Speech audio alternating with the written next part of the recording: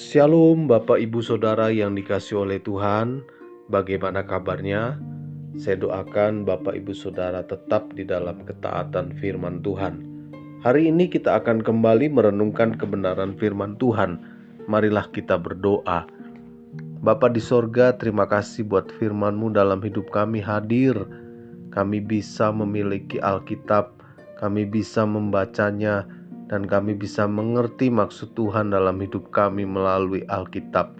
Dan hari ini Tuhan, firman-Mu terjabarkan, kami mau taat di dalam nama Tuhan Yesus Kristus. Haleluya, amin. Firman Tuhan hari ini berjudul Kerohanian Sehat, Terima Ajaran Sehat.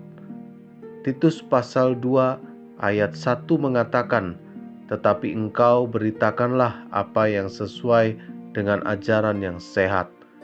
Bapak Ibu Saudara yang dikasihi oleh Tuhan, agar tumbuh sehat dan berkembang dengan baik, tubuh jasmani kita membutuhkan makanan yang sehat. Definisi makanan sehat adalah makanan yang memiliki kandungan gizi yang seimbang atau mengandung serat dan zat-zat yang diperlukan tubuh.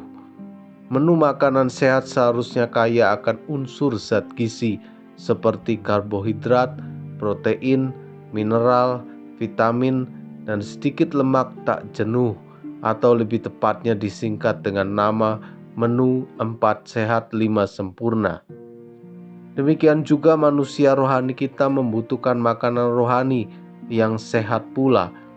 Ada tertulis, manusia hidup bukan dari roti saja, tetapi dari setiap firman yang keluar dari mulut Allah.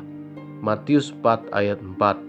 Makanan rohani itu berupa firman Tuhan, keintiman personal atau hubungan pribadi dengan Tuhan, keintiman korporat atau hubungan dengan Tuhan secara berjemaat, melalui ibadah dan persekutuan, dan juga ajaran yang sehat. Jika hal-hal tersebut tidak terpenuhi secara seimbang, maka manusia rohani kita tidak bisa bertumbuh dengan baik dan sehat. Apakah ada ajaran yang tidak sehat? Banyak sekali. Ajaran yang tidak sehat adalah ajaran yang tidak sesuai dengan kebenaran Injil Kristus. Sekalipun kita menjadi Kristen selama bertahun-tahun, jika ajaran yang kita terima adalah ajaran yang tidak sehat, maka kerohanian kita akan tetap jalan di tempat alias kerdil.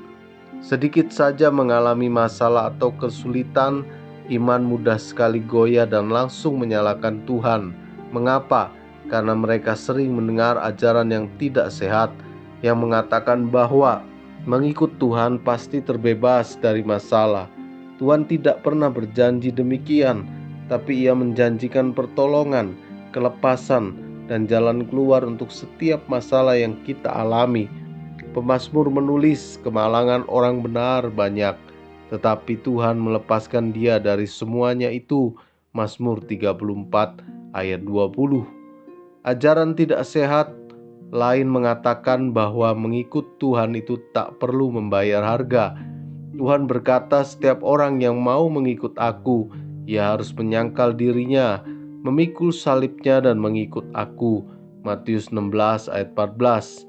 Jelas sekali bahwa mengikut Tuhan itu ada yang harus dikorbankan. Segala keinginan daging harus disalibkan. Kita harus keluar dari zona nyaman dan taat mengikuti kehendak Tuhan. Ajaran yang meninabobokan adalah penghambat utama menuju kedewasaan iman. Jadi kesimpulannya, kerohanian yang sehat adalah menerima ajaran yang sehat dari firman Tuhan. Amin. Terima kasih buat kebenaran firman-Mu. Pada hari ini kami mau terus menerima ajaran sehat melalui ajaran firman Tuhan. Buat kami mencintai firman-Mu hari lepas hari. Tuhan, kami berdoa buat para pendengar dimanapun mereka berada.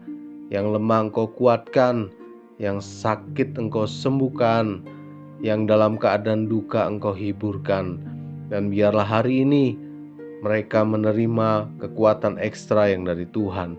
Berkati keluarga, berkati kesehatan, berkati bisnisnya, berkati studi dan juga pelayanannya. Di dalam nama Tuhan Yesus Kristus, haleluya, amin. Selamat melanjutkan aktivitas. Tuhan Yesus memberkati. Elroy, Tuhan melihat.